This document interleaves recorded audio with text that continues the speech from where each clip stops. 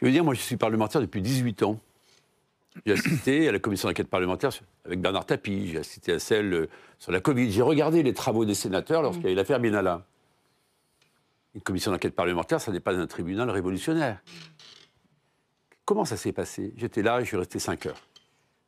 D'abord, c'est normal, c'est une prérogative du Parlement, que ce soit le Sénat ou l'Assemblée, que d'avoir le contrôle de l'action du gouvernement. Je dis bien de l'action du gouvernement. Cette commission, d'ailleurs, elle pouvait s'intéresser à ce qu'avait fait François Bayrou lorsqu'il était ministre entre 93 et 97.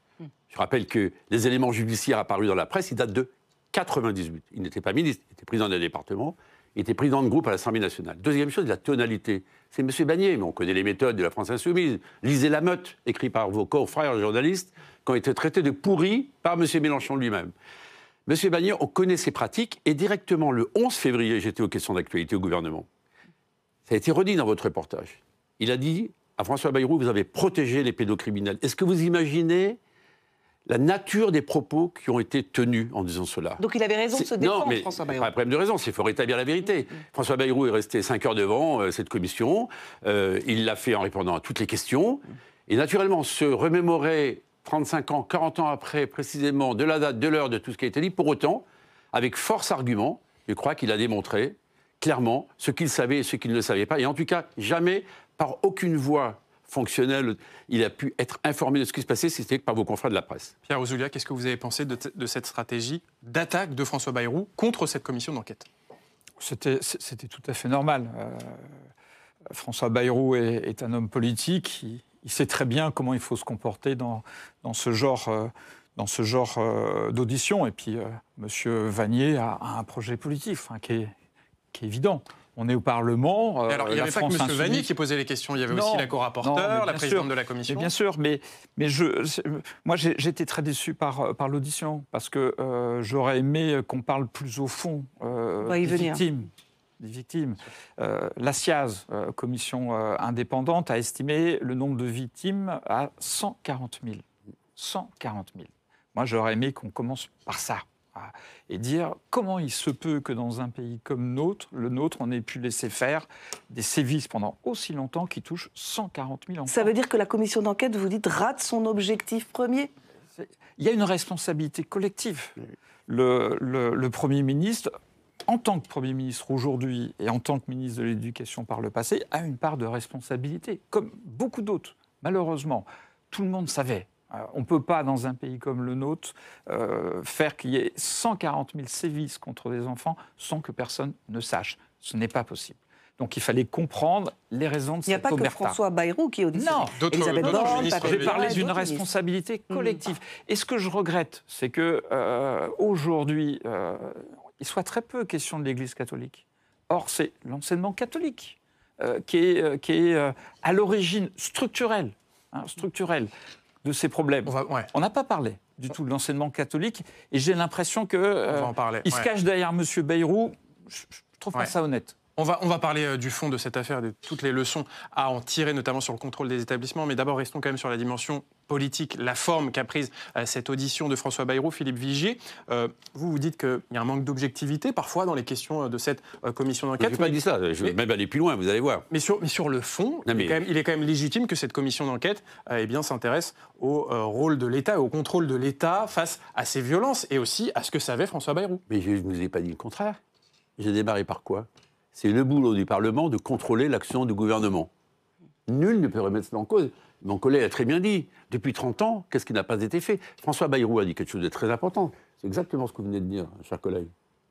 Il y a une responsabilité collective. Lorsqu'en 98, le procureur général de Pau écrit au cabinet de la garde des Sceaux, est-ce que derrière, il y a des choses qui ont été faites? Vous avez regardé les courriers qui ont été adressés? Vous avez vu les réponses? Les 17 ministres qui sont passés après, d'ailleurs il y a eu M. Mélenchon au milieu. Et là où il y a une différence, c'est qu'il n'y a pas que la sphère privée, il y a la sphère publique. Je m'explique qu'il n'y a pas que l'école privée, il y a aussi les écoles publiques dans lesquelles il y a eu aussi une forme d'omerta, où il y a une responsabilité collective. Mais il n'y a pas que là. Les centres de vacances, on sait très bien que chaque année, il y a des sujets. Donc on ne peut pas ressortir comme on est rentré dans ce sujet-là. C'est tellement gravissime. Non, les Insoumis, ils ont loupé la censure. Ils essayent maintenant de faire tomber Bayrou, alimenté par un seul journal, Mediapart, dont vous avez pu voir l'efficacité. Pierre Ouzoulias, est-ce que cette commission d'enquête, pour vous, c'est aussi une arme politique, notamment de la France insoumise, pour faire tomber François Bayrou? Une commission d'enquête, c'est toujours une arme politique. Mon collègue rappelait l'affaire Benalla. Bon, on a très bien vu ce qui s'est passé avec l'affaire Benalla. Il y avait une réforme constitutionnelle qui était prévue par le président Macron à la suite de la commission d'enquête. C'était fini. Donc on ne peut pas reprocher à une commission d'enquête de faire de la politique. Même moi, par moment, Paul Vannier s'est un peu transformé à endosser les avis du procureur. Ce qui m'a gêné, en tant que parlementaire et en tant que sénateur, ici on a d'autres pratiques, c'est le tête-à-tête entre les deux individus. Je pense que les Français ne se sont pas retrouvés là-dedans, parce que c'était extrêmement politicien. Par ailleurs... Ça n'avait rien à voir dans une commission d'enquête, vous dites. Je ne donne pas leçon à mes collègues députés, mais je pense que dans une commission d'enquête, c'est important de revenir sur le fond, surtout quand il y a le Premier ministre. On parle du fond. Pardonnez-moi un mot sur le fond. Vous savez, moi j'ai regardé beaucoup ce qui s'est passé, les réseaux sociaux, où sont les victimes dans tout cela. Je vais vous dire même une autre chose. Avant qu'un seul député puisse prendre la parole, il a fallu attendre 3 heures. Les 2 rapporteurs ont pris à eux 3 heures. Non, mais attendez, je vais au bout du temps de parole. Deuxième élément, pardonnez-moi. François Bayrou a souhaité, parce qu'il y a, je vous le dis, je l'affirme ce matin, il y a des différences entre les auditions et le script des auditions. C'est gravissime. Et il a voulu donc diffuser la vidéo de la personne, la fameuse professeure. Françoise Gulling. Oui, ça lui a été refusé. Dans le temple de la démocratie qu'est le Parlement, on ne fait pas ça. Mais comment vous expliquez qu'il y a eu... Non, mais attendez, pardonnez-moi, j'insiste. Pardonnez-moi, oui. J'insiste. Au Parlement, où par définition on demande la transparence. Oui.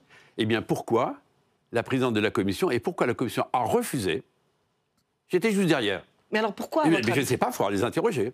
Mais alors, c'est quand même gravissime. C'est gravissime qu'un script d'audition ne soit pas exactement ce qui a été dit. Mais comment est-ce possible? Alors, écoutez, madame, l'administration de l'Assemblée non, mais je suis désolé, c'est très important.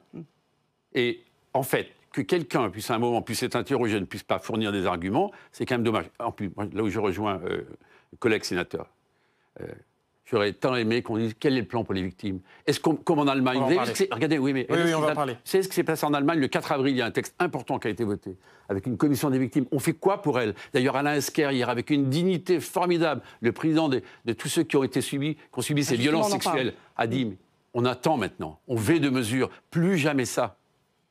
Bon, justement, parlons du fond et des victimes. Quelles sont les leçons, Pierre Ouzoulias, à tirer de cette affaire Betaram? Finalement, est-ce que la plus grande faillite, c'est celle du contrôle par les pouvoirs publics, par l'État, de ces établissements privés? Il n'y a pas de contrôle par l'État.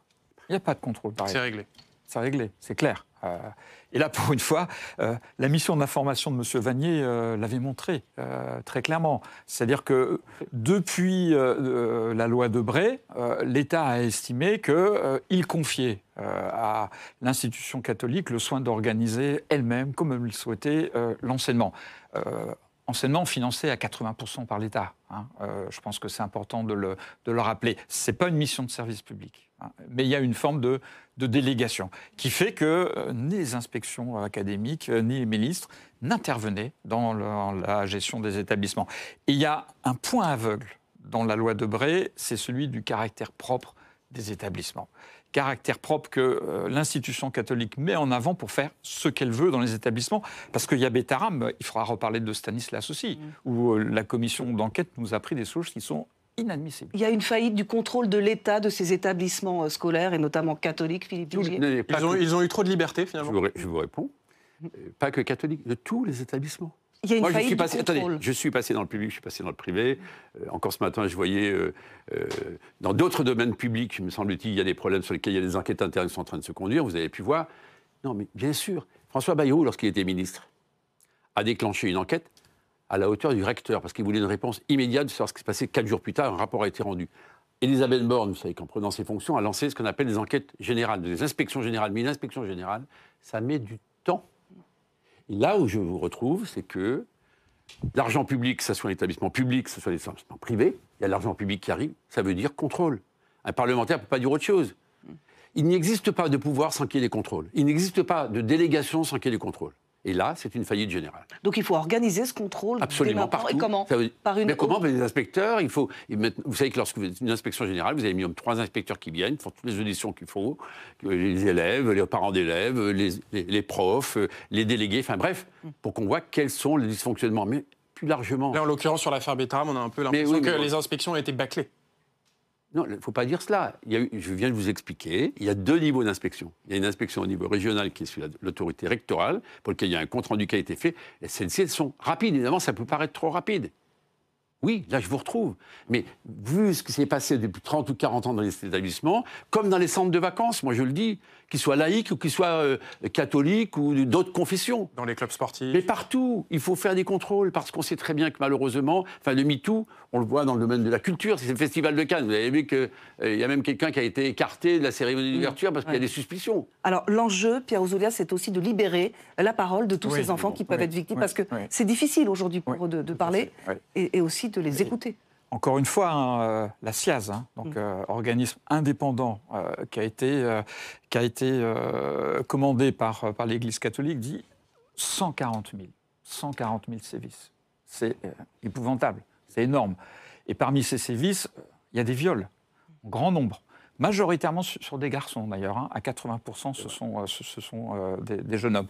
Donc il faut que la parole se libère et que là où il y a des poursuites pénales qui peuvent aujourd'hui être encore lancées, il faut qu'elles le soient. Par le biais d'un article 40, il y a beaucoup de faits prescrits, mais pas partout. Donc il faut que justice soit faite. Et là, moi, j'attends un engagement fort de la hiérarchie catholique. C'est son affaire aussi, Betterham. Ce n'est pas uniquement l'affaire de M. Bayrou ou Betterham, c'est aussi l'affaire de l'Église catholique. Philippe Vigier, puis après on passe aux déserts médicaux. Oui, un mot, pas que les établissements catholiques, c'est une fixation un peu sur l'école privée, l'école publique, tous les établissements. Et avec une chose, vous avez Alain Esquire, je le recite. Oui ou non, est-ce qu'on va être capable, il y a un collègue parlementaire qui est là, qu'il n'y ait plus Alain Esquire qui est à la tête du collectif des victimes. Imprescriptibilité à vie des crimes sexuels sur les enfants. Ça, c'est la mesure forte qu'il faut faire. Non, mais une des mesures fortes. Mais pas que ça, la commission des victimes, comme ça a été fait en Allemagne. C'est pour ça que j'en parlais tout à l'heure, qui vient enfin d'être instituée. Il faut le faire. Puis pardonnez-moi un dernier mot pour François Bayrou. Sa propre fille a été victime de violences. Vous imaginez dans sa réaction qui a été forte. Non seulement on lui dit qu'il a protégé, parce que M. Vanier, dans son accusation dévastatrice, des pédophiles criminels, sachant que sa propre fille avait été l'objet de violences. Vous imaginez que s'il n'avait pas réagi, eh bien, il a réagi en tant que père, en tant qu'homme politique, mais il a réagi surtout avec ses fibres.